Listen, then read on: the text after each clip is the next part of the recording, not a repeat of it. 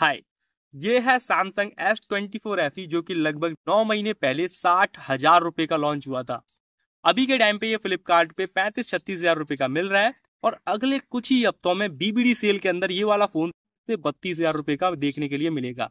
और मेरा यकीन मानिए, बहुत सारे लोग इस वाले फोन को लेने के लिए वेट कर रहे हैं।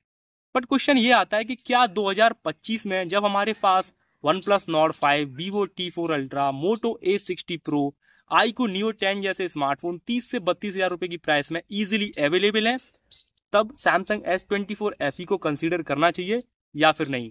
आज मैं इसका डिटेल में रिव्यू करने वाला हूं क्योंकि मैं इस फोन को पिछले 20 से 25 दिनों से यूज कर रहा हूं। तो अगर आपको वीडियो पसंद आता है तो लाइक एंड सब्सक्राइब कर देना, थोड़ी सी वीडियो चल जाएगी। स्टार्ट डिजाइन और बिल्ड से करते हैं तो सैमसंग की S सीरीज की डिजाइन एंड बिल्ड काफी सॉलिड निकल के आती है एंड कंसीडरिंग द प्राइस ये one of the most premium design and build वाला स्मार्टफोन है। ओवरऑल बिल्ड फोन की सॉलिड है। Cornering gorilla glass Victus plus का प्रोटेक्शन फ्रंट एंड बैक दोनों तरफ दे रखा है। फ्रेम यहाँ पे एल्यूमिनियम का है। लगभग 10 दिन तो मैंने इसको बिना केस और बिना किसी टेम्पर्ड के यूज किया था एंड कोई भी ऐसे मेरे को स्क्रैच वगैरह डिस्प्ले पे देखने के लिए नहीं मिला था। तो विक्टस प्लस काफी अच्छे से काम कर रहा है। यहाँ पे वेट की बात करें तो 213 ग्राम के अराउंड इसका वेट है और जो एल्यूमिनियम का फ्रेम है उसको आप जब होल्ड करते हो तो काफी प्रीमियम फील होता है। ऑल्दो ये फोन थोड़ा बड़े साइज का है, इसका डिस्प्ले 6.7 इंचेस का है, ऊपर से फ्लैट डिस्प्ले है, फ्लैट फ्रेम है, तो हाथ में जब हम होल्ड करते हैं तो थोड़ा सा एक्स्ट्रा वाइड फील होता है। बट साइज में फिर भी आप देखते हो तो 25 अल्ट्रा या फिर जो प्रीमियम फोन है वो इससे भी बड़े हैं। तो ऐसे ये बहुत बड़ा फोन नहीं है, लेकिन अगर आपके हाथ थोड़े छोटे हैं तो उनका थोड़ा स्ट्रेच करना पड़ेगा या फिर आपको दोनों हाथ से फोन को यूज करना पड़ेगा। अपार्ट फ्रॉम दैट जो बटन्स की टेक्टाइल फीडबैक है या फिर जो बटन्स की क्वालिटी है ना, वो सच में काफी अच्छी है। मेटल के बटन्स है और वो काफी फीडबैक उनका अच्छा है। साथ में USB 3.2 जनरेशन का यहाँ पे आपको टाइप सी पोर्ट देखने को मिलता है, जिससे कि डेटा की जो ट्रांसफर रेट है वो काफी हाई है। और यहाँ पे आपको डुअल सिम का सपोर्ट देखने को मिल जाता है। ऑल्दो एक आप ई सिम भी इंस्टॉल कर सकते हो, लेकिन आप उस केस में ये मत समझना कि एक ई सिम लगा लूंगा, 2 डुअल सिम लगा लूंगा तो ओवरऑल 3 सिम यूज कर लूंगा। ऐसा कुछ नहीं है। अगर आपने ई सिम इंस्टॉल कर लिया तो आप सिंगल सिम ही वहां पे यूज कर पाओगे। तो डिजाइन एंड बिल्ड की मैं अगर कंक्लूड करके बताऊं तो ये one of the best design and build का फोन है। नहीं तो 30 से 32 हजार में अभी के टाइम पे जितने स्मार्टफोन आ रहे हैं वो सब प्लास्टिक बिल्ड, प्लास्टिक फ्रेम वाले फोन्स हैं। उनमें डिजाइन वगैरह उतना सॉलिड फील नहीं होता है एंड सैमसंग भाई डिजाइन एंड बिल्ड के मामले में काफी अच्छा है। और हाँ, इसमें IP68 का डस्ट एंड वाटर रेजिस्टेंस है, तो बारिश वगैरह में अगर आप अपने फोन को यूज करते हो तो काफी पीस ऑफ माइंड रहता है, कोई चिंता वाली बात नहीं है। जैसा कि मैंने ऑलरेडी बताया कि इसका डिस्प्ले थोड़ा बड़े साइज का है, 6.7 इंचेस का एक फुल HD प्लस 120 हर्ट्ज का डायनेमिक 2x यहाँ पे एमोलेड डिस्प्ले देखने के लिए मिलता है। और जो ओवरऑल डिस्प्ले की अगर क्वालिटी की बात करता हूँ तो वो काफी सही है। अगर आपको नंबर्स वगैरह सुनने हैं तो देखो HDR10 प्लस का सपोर्ट सभी OTT प्लेटफॉर्म्स पे आपको देखने के लिए मिल जाएगा। अब तुम्हारा भाई गरीब ठहरा, मेरे पास नेटफ्लिक्स, प्राइम या फिर ऐसे एप्लीकेशन का कोई प्रीमियम अकाउंट नहीं है, तो मैंने उधर उसको टेस्ट नहीं किया। बट HDR10 प्लस का आपको सपोर्ट देखने को मिल जाता है और यहाँ पे विक्टस प्लस का प्रोटेक्शन है, तो काफी अच्छी बात है, स्क्रैच वगैरह नहीं आते हैं। और ब्राइटनेस की बात करूँ तो इसका हाई ब्राइटनेस मोड में इसकी जो ब्राइटनेस है वो 1900 निट्स की है। अब एक गिमिक की चीज हो सकता है आपके दिमाग में आ रही हो कि अभी के टाइम पे जितने चाइनीज फोन है, Realme, Oppo, Vivo, one plus वगैरह, उनमें 4,500 निट्स, 6,000 निट्स का पीक ब्राइटनेस वो ब्रांड्स क्लेम करते हैं, क्योंकि बहुत गिमिकी है। बेसिकली होता क्या है कि HDR वीडियोस प्ले करते टाइम किसी किसी पार्ट में डिस्प्ले के उतनी ब्राइटनेस हिट करती है, बट प्रैक्टिकल लाइफ में वो ब्राइटनेस आपके बिल्कुल भी काम की नहीं है। जो हाई ब्राइटनेस होता है HBM, वो आपके रियल लाइफ में काम आती है और वो इसका 1900 निट्स है। और कंपैरिजन में जो बाकी फोन है वो 1400-1500 निट्स इतना ही ऑफर करते हैं। इसकी ब्राइटनेस काफी सफिशियंट है, इंडोर आउटडोर आप कहीं पे भी यूज कर लीजिए, आपको कोई प्रॉब्लम नहीं होगी। मेरे यूज केस में मोस्टली मैंने ये वाला फोन आउटडोर ही यूज किया है, मेरा यूज केस मोस्टली आउटडोर का है। तो 50%, 60%, 70% तक मैक्सिमम ब्राइटनेस पे ही आपको आउटडोर में भी डिस्प्ले काफी विजिबल हो जाएगी। बहुत ही कम कंडीशन ऐसी होगी कि एकदम आप डायरेक्ट सनलाइट के नीचे हो, तब आपको 100% ब्राइटनेस करनी पड़ेगी, तब मे भी आपको 100% करनी पड़ेगी, नहीं तो आपको डिस्प्ले में ब्राइटनेस की कमी कभी नहीं होगी। डिस्प्ले सैमसंग की है भाई, सैमसंग की display one of the best होती है। इवन आईफोन्स, पिक्सल, हर कोई सैमसंग की डिस्प्ले को ही खरीदता है, देन अपने स्मार्टफोन में वो देते हैं। यहाँ पे कलर, कॉन्ट्रास्ट, सारी चीजें काफी ऑन पॉइंट निकल के आती हैं। ब्लैक, एकदम डीप ब्लैक निकल के आते हैं, तो डिस्प्ले की क्वालिटी एकदम सुपीरियर है। एंड आप में भी कंसर्न होगा आपका कि भाई बेजल्स प्राइस के हिसाब से बड़े हैं, तो डेफिनेटली आप अगर कंपैरिजन करते हो अदर फोन से तो बेजल्स बड़े हैं, लेकिन बेजल्स आर समथिंग कि आप एक हफ्ते मुश्किल से लगेंगे, आपको वो नजरअंदाज हो जाएंगे। शुरुआत में मुझे भी फील होता था कि थोड़े से बेजल्स बड़े हैं, लेकिन भाई जब ऐसे ही फोन को यूज करने लग जाते हैं ना, वो बेजल्स वगैरह फिर उतने आपको फील नहीं होते हैं। वो बस फर्स्ट ग्लैंस की चीज है कि आपको बड़े फील होंगे, नहीं तो फिर नहीं होंगे। बाकी क्वालिटी वाइज डिस्प्ले काफी अच्छी है। इन डिस्प्ले फिंगरप्रिंट स्कैनर जो कि काफी एक्यूरेटली और हर बार काम करता है। और साथ में यहाँ पे जो हैप्टिक्स हैं वो भी प्राइस के हिसाब से काफी सही है। उनका इम्प्लीमेंटेशन भी पूरे यूआई में काफी अच्छे से हुआ है। इवन दो चैट जीपीटी में भी इसके हैप्टिक्स का इम्प्लीमेंटेशन है, जो कि मैंने फर्स्ट टाइम किसी स्मार्टफोन में देखा। ऑल्दो इसके हैप्टिक्स मेरे फेवरेट नहीं है, मेरे फेवरेट ओप्पो के ओ हैप्टिक्स हैं। ओप्पो और रियलमी के फोन में आते हैं भाई, उनकी तो एकदम अलग ही बात है। बट इसके भी हैप्टिक्स काफी प्रीमियम साइड के हैं। अब अगर स्पीकर की बात करते हैं तो डुअल स्टीरियो स्पीकर इस फोन में हमको देखने के लिए मिलते हैं, जो कि डॉल्बी एटमॉस के सपोर्ट के साथ आते हैं। स्पीकर काफी डिटेल्ड है, उनमें बेस है, ट्रेवल है और इंस्ट्रूमेंट सेपरेशन काफी कमाल का दे रखा है।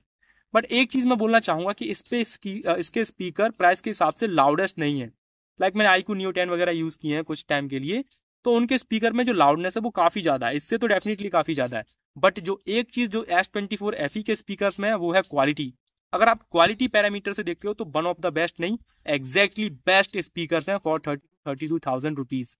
स्पीकर्स एकदम टॉप नॉच है। तो ओवरऑल जब आप कंबाइन करते हो मल्टीमीडिया का एक्सपीरियंस, जहाँ पे आपकी डिस्प्ले यूज हो रही है, हैप्टिक्स यूज हो रहा है, और आपके स्पीकर में अगर आप कोई मूवी वगैरह देख रहे हो either on any OTT platform और आप डाउनलोड करके देख रहे हो, तो आपका एक्सपीरियंस एकदम कमाल का रहने वाला है। और स्पीकर लाउड नहीं है, इससे मेरा मतलब ये है कि अगर आप कंपेयर कर रहे हो हेड टू हेड तो मे बी इसकी लाउडनेस कम फील होगी। अदरवाइज आप मार्केट में हो, कहीं पे भी आप बैठे हो, तो आपको लाउडनेस ऐसे कम फील नहीं होगी, काफी लाउड वहां पे आपको फील होंगे।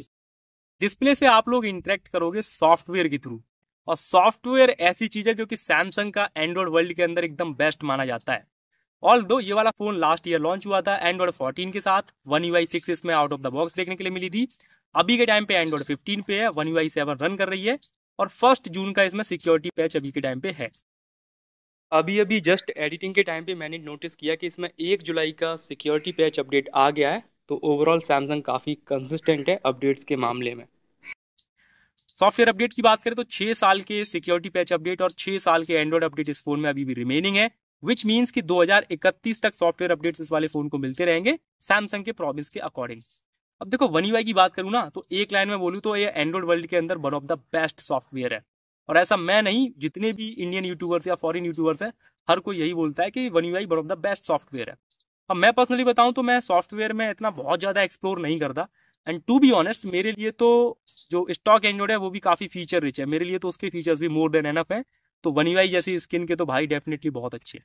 मैं अपने एक्सपीरियंस की बात करता हूं तो देखो, फीचर्स वगैरह की बात करोगे तो आपको सारे फीचर्स इसमें देखने के लिए मिल जाएंगे। ओब्वियसली जो भी आपको डेली लाइफ में चाहिए, इंक्लूडिंग ऑटो कॉल रिकॉर्डिंग बिना अनाउंसमेंट के, वो भी आपको इस वाले फोन में देखने को मिल जाएगी। तो सॉफ्टवेयर में फीचर्स की कोई कमी नहीं है। और अगर फीचर्स की बात करूं तो ये जो One UI जो S सीरीज में आती है, ये एक्चुअल में फुल फ्लैश्ड One UI होती है। अगर आप किसी बजट फोन में एक्सपीरियंस करते हो, like any A series smartphone, M series और F सीरीज स्मार्टफोन, तो वहां पे आपको कंप्लीट One UI का एक्सपीरियंस देखने के लिए नहीं मिलता। यहाँ पे आपको प्रॉपर One UI देखने के लिए मिलती है, जिसके अंदर आपको सैमसंग डेस्क का ऑप्शन देखने के लिए मिलता है, और गैलेक्सी AI, जिसमें मेरा one of the favourite feature है टच एंड होल्ड से जो स्लो मोशन आ जाती है वो वाला, सर्कल टू सर्च। ऐसे जो प्रीमियम फीचर हैं जो सैमसंग के S25 सीरीज या 25 अल्ट्रा वगैरह में आते हैं, वो सारे फीचर आपको इसकी UI में भी देखने के लिए मिल जाएंगे। तो फीचर वाइज काफी कमाल की है। और कस्टमाइजेशन की बात करूं तो नॉर्मली भी काफी कस्टमाइजेशन के फीचर है। और अगर आपको बहुत ही ज्यादा अगर आपको कस्टमाइजेशन करने हैं तो भाई एक ऐप है जिसका नाम है गुड लॉक, सैमसंग के स्टोर पे ओनली एक्सक्लूसिव आपको सैमसंग के स्मार्टफोन के लिए देखने के लिए मिलेगा। एक बार आप डाउनलोड कर लीजिए, इतने सारे कस्टमाइजेशन के ऑप्शन आपके सामने खुल के आ जाएंगे जिसका कोई जवाब नहीं। ऑल्दो मैंने इसके UI को बहुत ज्यादा एक्सप्लोर नहीं किया। One UI 7 के रिगार्डिंग यूट्यूब पर बहुत सारे वीडियो जहाँ पे आप चेकआउट कर सकते हो। मैं अपने एक्सपीरियंस की अगर बात करता हूँ तो जब से मैं फोन को यूज कर रहा हूँ लगभग 20-25 दिन से, एनिमेशन कमाल के हैं, एकदम सुपर्ब एनिमेशन है, कोई लैग मुझे अभी तक नोटिस नहीं हुआ। हालांकि 1-2 बार मुझे जिटर थोड़ा सा महसूस हो गया है, वो भी तब जब रैम में बहुत सारे एप्लीकेशन ऑलरेडी हैं और मैं कैमरे को यूज कर रहा हूँ, और स्पेशली 4K वगैरह की वीडियो रिकॉर्डिंग मैंने स्टार्ट की है, उसको देन जल्दी बंद किया, देन नेक्स्ट एप्लीकेशन पे स्विच किया, तब माइन्यूट 1-2 मेरे को जिटर नोटिस हो गया। नहीं तो उसके अलावा कोई भी एनिमेशन में या फिर किसी भी चीज में कोई भी प्रॉब्लम नहीं हुई। तो सॉफ्टवेयर काफी तंगड़ा है। 2-3 वर्ड में अगर सॉफ्टवेयर को मैं एक्सप्लेन करूँ तो One UI काफी स्टेबल है, काफी स्मूथ है, और अपडेट्स वगैरह अब तक टाइमली आए हैं। आई होप के फ्यूचर में भी अपडेट्स वगैरह काफी टाइमली आए। और इंडियन यूट्यूबर्स या फिर जितने भी यूट्यूबर्स हैं, most of them prefer One UI 7 over any Android software skin. Overall smooth performance का क्रेडिट जाना चाहिए इसके चिपसेट को, और यही वो पार्ट है जो मैंने अभी रिसेंट वीडियो जो कैमरा से रिलेटेड डाली थी, भाई मेरे को उस पर ढेरों कमेंट आपके देखने के मिले थे कि भाई परफॉर्मेंस कैसी है। क्योंकि यार लोगों को स्टार्टिंग से ही एक्जिनोस पे उतना भरोसा नहीं है, बट इसके केस में थोड़ी सी चीजें अलग है। पहले आप नंबर सुन लीजिए, उसके बाद में अपना एक्सपीरियंस शेयर करता हूँ। इस फोन में 4 नैनोमीटर बेस्ड 10 कोर का एक्जिनोस 2400E चिपसेट देखने के लिए मिलता है, जो कि 3.1 गीगाहर्ट्ज पे क्लॉक्ड है and coupled with 8GB LPDDR5X RAM and base 128GB UFS 3.1 storage along with Eclipse 940 का यहाँ पे GPU है। तो अगर ये नंबर्स अभी तक आपको समझ में नहीं आए तो आप ये सिंपल सा जान लीजिए कि S24 सीरीज में जो चिपसेट यूज हुआ था और इसके अंदर जो चिपसेट है उसका एक हल्का सा लाइट डाउन वर्जन है। उसकी क्लॉक स्पीड 3.4 गीगाहर्ट्ज थी, इसकी क्लॉक स्पीड 3.1 गीगाहर्ट्ज है एंड उसका इसको फायदा भी मिलता है। अगर आपको बेंचमार्क जानना है तो ये 1.5 मिलियन के अराउंड Antutu में स्कोर करता है। 2000 सिंगल कोर पॉइंट्स इसके गीक बेंच में आते हैं और लगभग 6400 पॉइंट्स के अराउंड ये मल्टी कोर में स्कोर करता है गीक बेंच के अंदर। देखो अब मैं थोड़ा एक्सपीरियंस आपको एक्सप्लेन करता हूँ कि एक्सपीरियंस किस तरीके का देखने को मिलता है।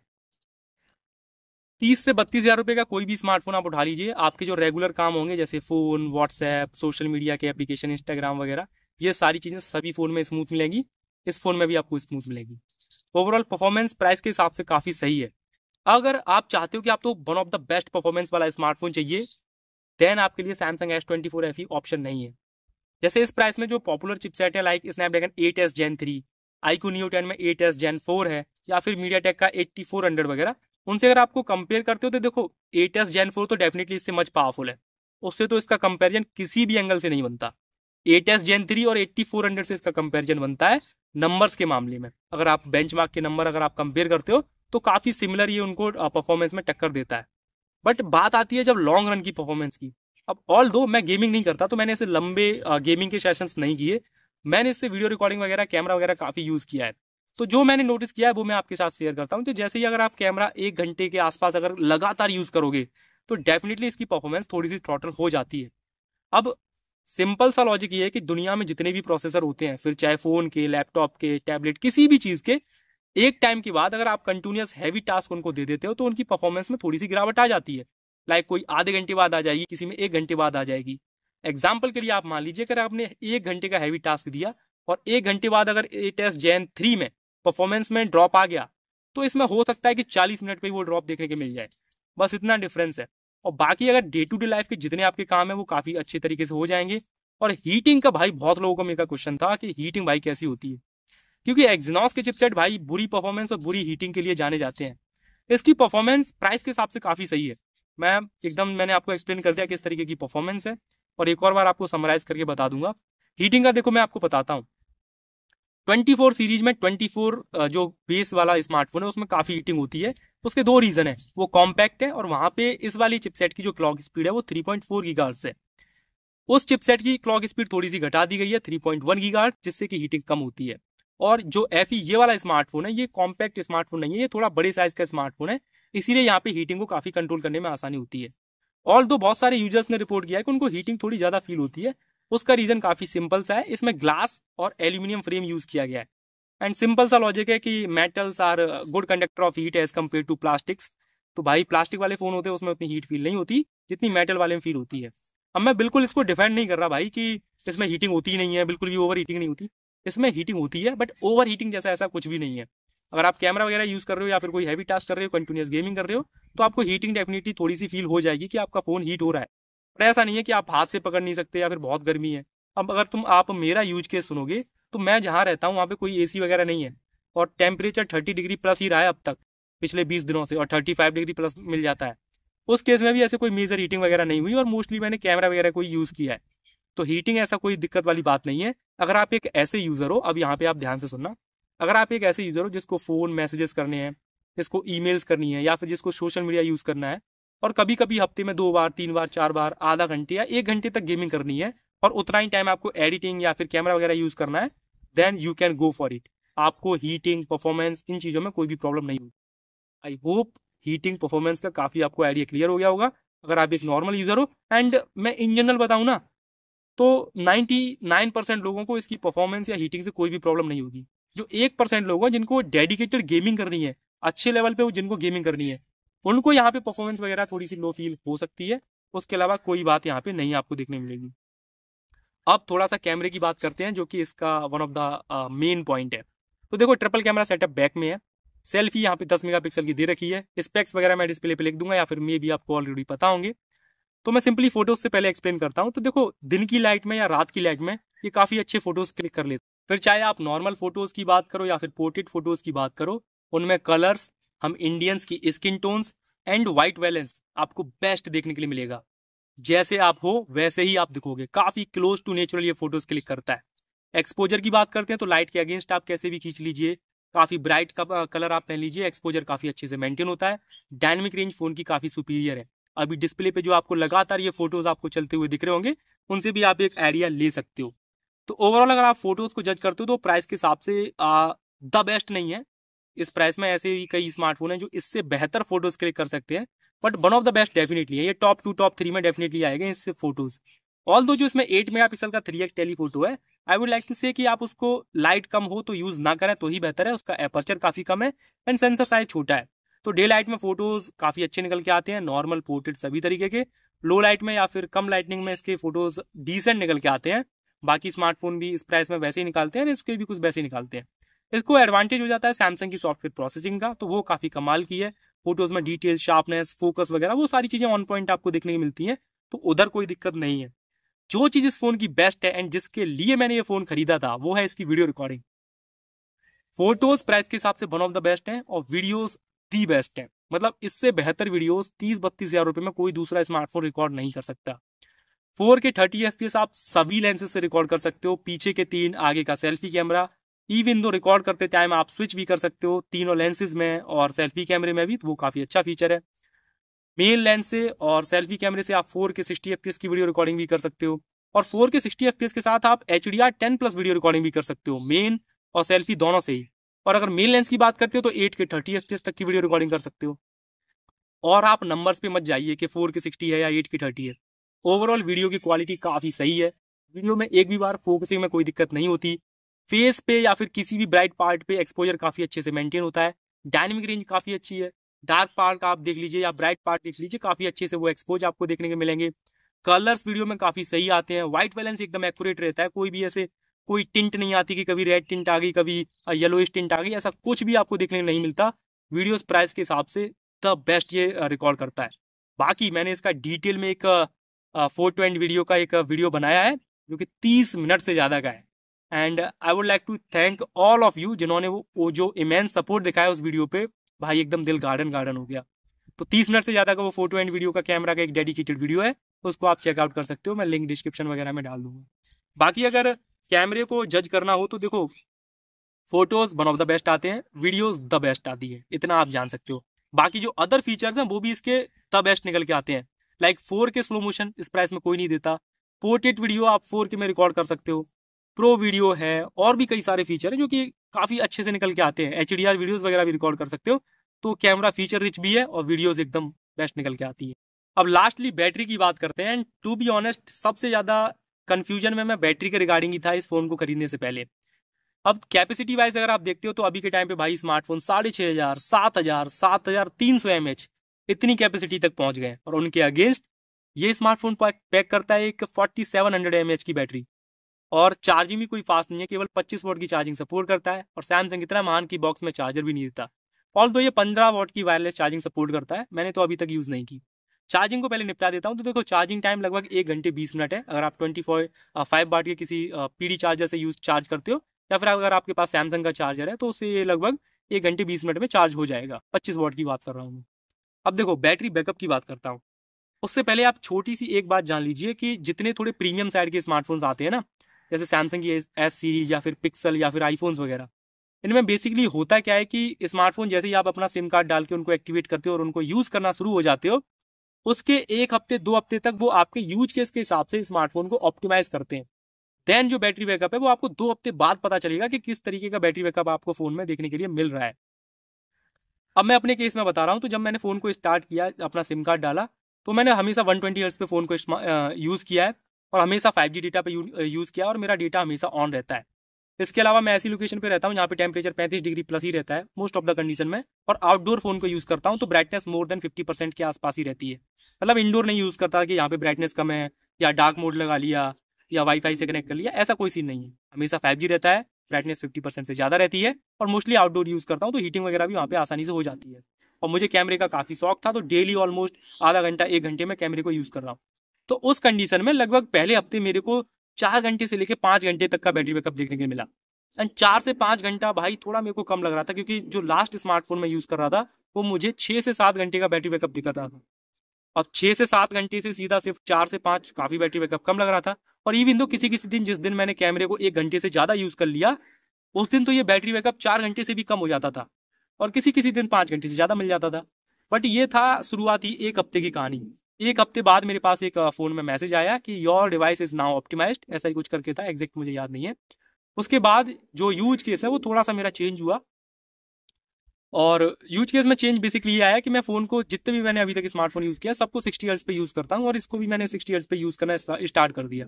अब पता नहीं मेरी आइज़ में ऐसा कुछ है या फिर नेचुरली ऐसा है कि मुझे 60, 90, 120 हर्ट्ज में इतना कोई डिफरेंस फील नहीं होता, और बैटरी सेविंग काफ़ी अच्छी हो जाती है, तो मैंने वहीं पर फिर यूज़ करना शुरू कर दिया। अभी करंटली मैं इसको हमेशा 5G डेटा पे यूज़ करता हूँ, और आउटडोर यूज़ करता हूँ। टेम्परेचर अभी 30 डिग्री सेल्सियस से ऊपर तो अभी मेरी लोकेशन का टेम्परेचर है। और एप्लीकेशन का यूज़ मैं आपको बता दूंगा।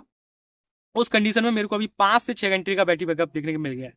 अब नॉर्मल यूज़र के हिसाब से मैं अगर आपको बताऊं तो मोस्टली लोगों को इस फ़ोन से 5 से 6 घंटे का बैटरी बैकअप देखने के लिए मिल जाएगा। अगर आपको कोई कह रहा है कि भाई 7 घंटे का बैटरी बैकअप मिल रहा है या 8 घंटे का बैटरी बैकअप मिल रहा है, तो हो सकता है उसने लाइट ऐप्स यूज़ कर लिए हों, या फिर वो आपसे झूठ बोल रहा है। सच में तो इससे 7 घंटे से ऊपर का बैटरी बैकअप तो नॉर्मल कंडीशंस में देखने के लिए नहीं मिलेगा। अगर मैं आपको अपना यूज केस बताऊं तो जैसे कॉल्स हो गया, मैसेजेस हो गए, कुछ ईमेल्स हो गया, सोशल मीडिया में रील्स वगैरह स्क्रॉल कर लिया, ट्विटर वगैरह स्क्रॉल कर लिया, यूट्यूब पे कुछ वीडियोस देख लिए, क्रिकेट देख लिया हॉटस्टार पे या फिर कहीं पे भी।